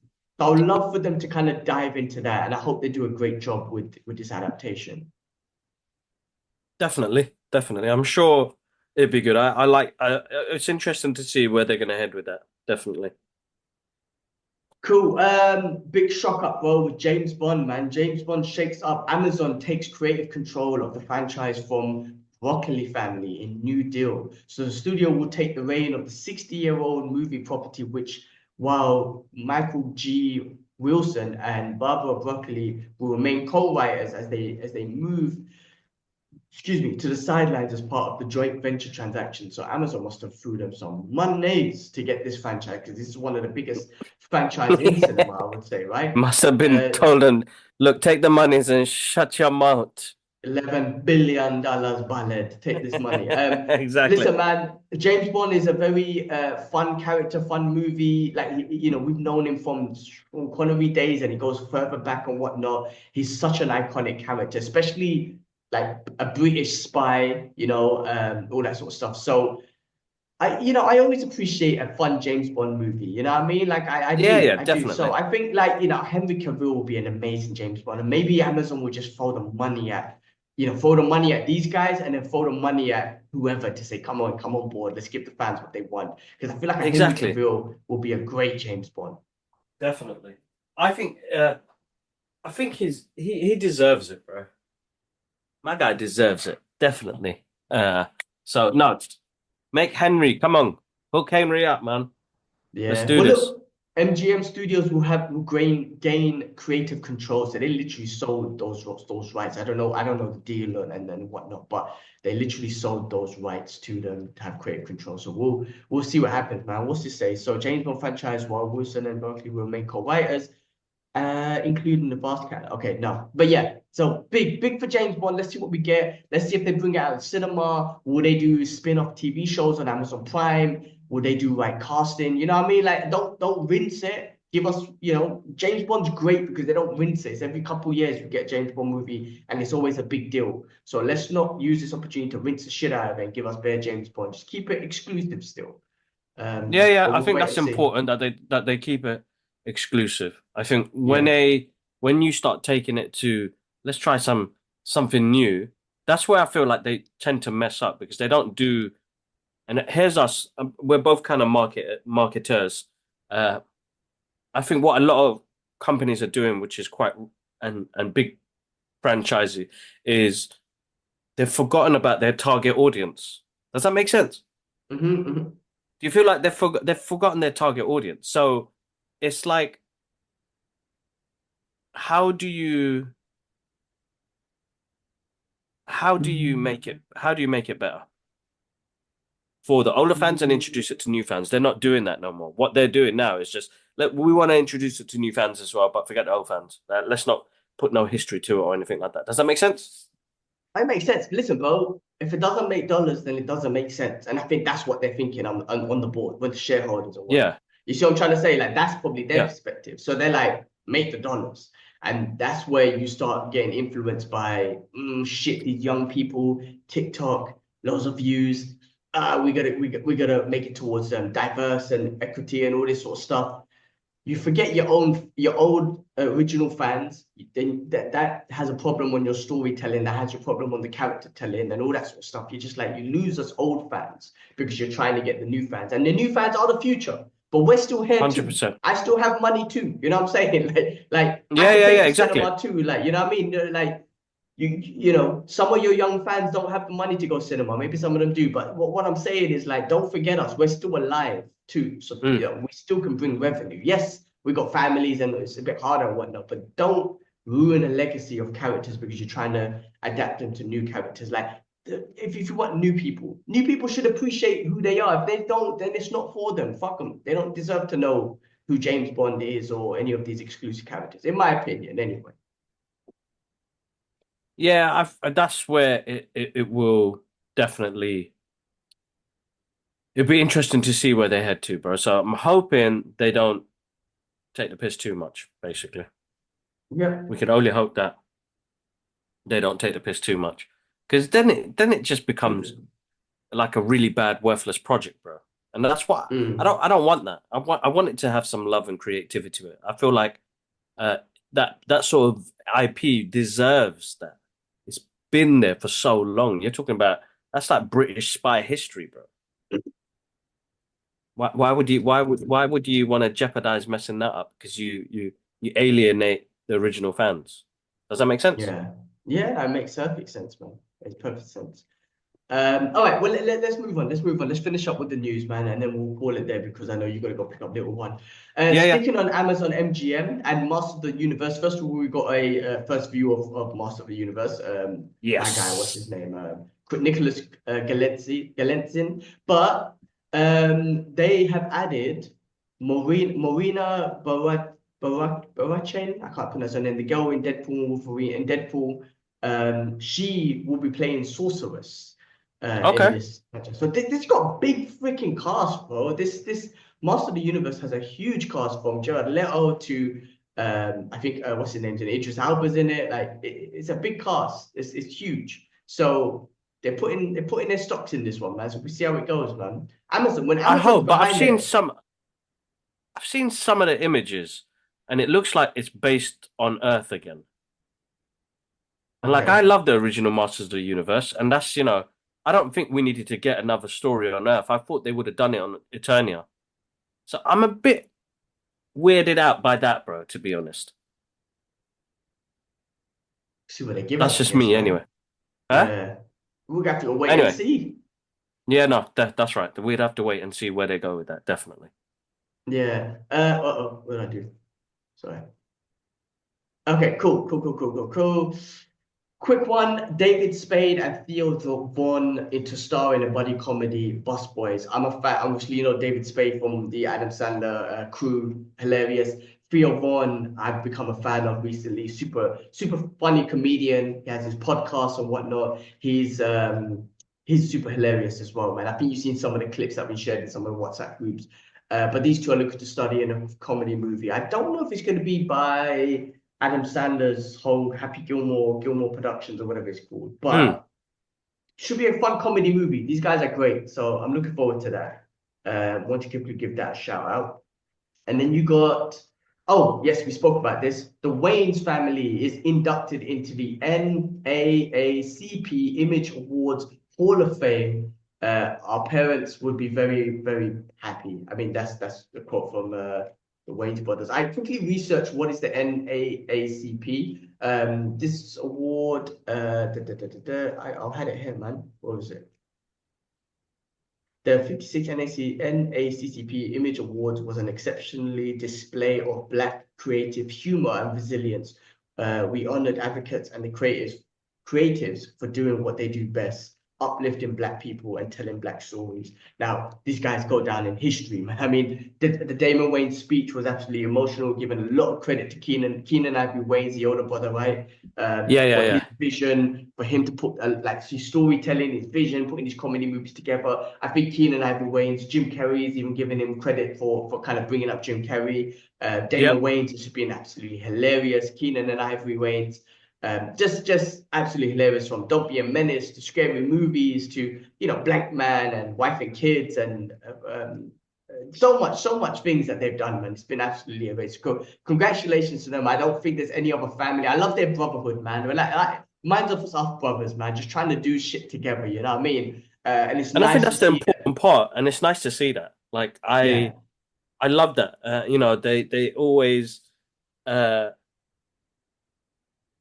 they always work together. They always praise each other, and it was that speech was inspiring. But Marlon had to drop in the no, no, no, no. They just wore jeans straight over. No, no panties. Made me bust up. But he was like, like if you have a vision, you work on it together, something can happen. So it's how you take it from there. So, uh, good on them, man. Congratulations. That it got me kind of emotional because I was like, you know what? It's a really nice story. Really nice story. Yeah, I love And them dudes. touching, man. Yeah, yeah, no, I'm trying to think of a family, other family that deserves it, but this absolutely beautiful family, man. I have to say, I just love that brotherhood between them guys, and Exactly. they're getting their sons involved. It's a true family. When I say business, their business. You know what I mean? They all got together in this 100%. one creative art form. They're all talented. Their shows and their movies are all watchable and funny, and I love that brotherhood. We have that, with the Brothers Geek Out. We've got Ash and us brothers and whatnot, and I love that family sort of dynamic, man, that they have. It's important, bro. I think it's important. And I'm fully enjoying it. Uh, so if we can, it just again, it's growth and then keep pushing, keep pushing. I mean, we started this channel 3 years ago, like by itself. Was it 3 years ago? It's coming up to 3 years, but we were on Three that other years, channel yeah. for like 4 years or something, Yeah, you so know? we're doing this for about eight No, five years, and the years. other 5 years. So we quit. Yeah, we had to stop the other channel because we realized we made a lot of mistakes, and Yeah. we weren't doing the right thing. And look at this, bro. Like we're nearly 1,000. Like we just constantly keep. When I say growing, we're learning, and as we learn, we grow better. Like we get Yeah, better. yeah, And yeah. considering again, we started the channel from scratch. Then we got shadow banned like 2 years ago or a year and a half ago or whatnot. So many obstacles that we've had to come through. But one thing that we done was we stayed consistent. We obviously, as brothers, we stayed connected. You just released the trailer for or the little what do you call it, the Brothers Geek Out trailer thing or Yeah, whatever. yeah, yeah. It's I've been seeing bare love on it. People just giving us shout outs and whatnot. It's big, man. It's big, and you know Dad always wanted us brothers to collaborate, no matter what it was. You know what I mean? Just stay united. 100%. Yeah. Stay united, yeah. So that's touching. Shout out to the Wayne's family. I love them. I love them to bits, man. Definitely, definitely. Big shout out to them. Um, Cool. All right. Wu-Tang Clan and Mathematics announced a new album, Black Samson, the Bastard Swordsman. This is more than music. It's innovation, storytelling, and legacy all in one, said producer and Wu-Tang Exactly. Clan DJ Mathematics. Listen. Wu-Tang, listen, legendary hip hop group. They set a standard from back then, man, when they came out with that tune, Break Your Neck, right? When Oh yeah, first 100%. tune had no chorus, all these dudes, this Hong Kong cinema, Chinese kung fu influence, just raw hip hop, man. And you had just I don't know how many, but just a bunch of alpha males, man. And I don't know how they made that work, man. But obviously they did, and I'm glad they did. And it was like kind of like revolutionary in the hip hop world and whatnot. 100%. Um, 100%. so and listen, sometimes I hear some of like Method Man's new stuff and whatnot. You're like, oh, this he's still got it, man. You know what I'm saying? So I hope they bring that rawness of the Wu-Tang back, with this. So big fan of them, man. So I'm looking forward to that.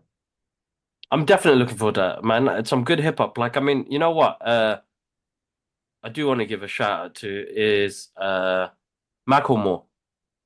Yes. Shout out to Macklemore because Shout out to he's him. making Stands me up. enjoy. He stands up, but he's making me enjoy uh, hip hop again because if you hear his album, bro, he speaks up about a lot of stuff. And not many artists do nowadays. And Hmm. and how and how he supports the cause now. So shout out to Macklemore, man, and he's got some really good hip hop tracks. He's a really good storyteller, bro. So if you get the chance to Yeah. listen to his albums, some of them are the club beats and the rest of it, but some of his storytelling tracks are really good, bro. And you can see where Mm. he's getting his influence from. You know, Wu-Tang plays a big part of that as well. So Yeah, and I'm shout outs sure to Dead him, Prez, man. because I've been busting some Dead Prez recently, especially the old Get Free and Die Trying albums, and you just listen to those and you're like, man, this is what hip hop was all about, man. These storytelling, this using our platform, using our voice to send a message of this is how Mm, life is and sticking up for people and whatnot. And Macklemore's done that. Wu-Tang had their own variation, talking about streets back then. Dead Prez was super important. Immortal Techniques is still doing it. That's the type of hip hop that I'm always gonna love and enjoy, man. I'm gonna go back to. So no, I agree. Like, you know, I don't know. Hip hop these days is just not for me, basically. no, 100%, Um, 100%. all right. Metal Gear Solid. Metal Gear Solid. It's quick finishing off some really quick video game stuff. So Metal Gear Solid Delta Snake Eater releases, which is a new reboot for PS5. Amazing graphics and all that sort of stuff. Hmm. That last one came out in can't remember when it came out on PS3. Anyway, it's confirmed. The release date was confirmed during Sony's State of Play 2025 broadcast alongside a new trailer. August 28th, 2025 release date leaked. So it looks like it was leaked on the PlayStation Store. If you listen, man, I love the Metal Gear. I'm not gonna lie, bro. Snake Solid is one of my favorite characters. I love the video game franchise. My only problem is I don't have the patience anymore and the time anymore to play those games. And that's a Mm, very time-consuming game because it's all about stealth and all that sort of stuff, right? I'm more into like, going there and killing God of War style, Wukong style, like no stealth and shit. Because I don't have the time for stealth anymore. So listen, it looks amazing. I might get my hands on it. I don't know, but just FYI, guys, it's coming out um, August 28th if you want to get into it. soon, Um, yes. yeah, not too long. Another thing was Sony has confirmed that starting of January 2026, it will no longer be focusing on offering PS4 games as a key benefit of the service of both the monthly fees PS Plus games and the games added to the game catalog through the PS Plus Extra. So, slowly moving away from PS4, slowly getting back, probably even getting into PS6, PS5 is the Mm, console right now. This is what they do, right? You have to evolve with the times and they need to make their monies too and they 100%. need to They need to push make the people to monies, bro. PS5. So that's happening. Lastly, on this part, Superman creators estate sues DC and Warner Brothers over foreign copyrights ahead of James Gunn's reboot. So the estate of Superman co-creator Joe Shuster sued DC Schuster, yeah. Comics, sued GB Comics and Warner Brothers on Friday, which a couple of weeks ago, seeking to invalidate the company's copyrights in several foreign markets. The suit revives a long-running dispute that was last addressed on the Circuit Court of Appeal in 2023. The court rejected Soster's estate attempt to cancel the Superman copyright, finding that Soster sisters had signed away his termination right after his death in 1992. So yeah, so a lot of back and forth there, man. In the new case, the estate attorney Matt Tabarov asserts claims under copyright laws in the UK, Canada, Ireland, and Australia. The suit comes Hmm. from months before Warner Brothers Discovery would release Superman this summer, relaunching the valuable franchise and starting a panel cinema universe in DC's character. So I don't look. I'm not familiar with. So I'm not really familiar with the co-creators Joe Shuster. But I mean, if it's a creator, man, it's a shame when sometimes I don't know. Maybe mistakes happen, things get signed off and their creation is just getting exploited or they just don't get the credit for it. So I don't know. I mean, I hope They'll justice always is get the being credit served for it, with but it's that they just don't get the they don't finance. get them they get the monies, yeah, the monies. The most important part, they don't get everything. DC still owns such a big portion of that character. Warner Brothers Mm, own them, you know what I mm. mean? So that's where the difficult part lays. It's like these characters, when these characters were sold, they were sold for like $100, bro, back then. It's a shame. Who It's a knew shame. about how big? Did they even know how big the character was going to be? No, Yeah. they just did it because they wanted to put the character out there. Uh, and and as you know, big companies just take the piss. Man, well, hope justice is being served wherever it is. All right, just finishing up, bro. Just finishing off. HBO's Last of Us season 2 will be released on April 13th. Season 1 was awesome. If you're looking for look for season 2, not too far away. April 13th coming out on HBO. And then lastly, Alice in Borderland season 3 is coming out in September. Me and Ash, big fans of it. It was actually really awesome. I believe it was more of a Japanese survival Hmm. drama show coming out September 25th. So I'm actually really looking forward to that one too. So that should be awesome. All right, cool. I know you're stuck for time, so we won't go into stuff that we've watched. Maybe we could talk about that next time or something like that. Yeah, yeah, that's fine. But that was all the news. You know, there was a lot to talk about because we ain't spoke in a couple of weeks. I have to go clean the garden. Freaking cats are shitting in my garden, man. Every week I come out to another pile of cat shit. I was gonna clean one today. I walked out in the morning. I saw another one. Fucking hell, man. I don't even have a cat, and it's shitting all up in my garden. It's very annoying and butters. So that's what I'm doing for the rest of the afternoon. All right, bro. Enjoy cleaning the cat shit, bros. Listen, as always, guys, massive, massive thank you for the support on the channel. I've noticed the massive influx we've had in the past month with what we're doing here on YouTube, and we can't thank you guys enough. But there is still about 70% of you that have not subscribed. So if you guys like the content, come on, man, show us some love. Like, share, subscribe, guys. Uh, Follow us on our social media, which will be all linked below. We've got merch as well, guys. We got some merch. I've got a video of some customers that bought our products. We're going to put them together. I'm going to make a little video for YouTube. Uh, but we've got merch. And then, guys, support Palestine, Gaza right now in the link below. And I'm going to put up links for Sudan and Congo as well, guys. All right. So, massive, massive thank you as always. And we'll catch you guys up on the next episode. Peace. Peace.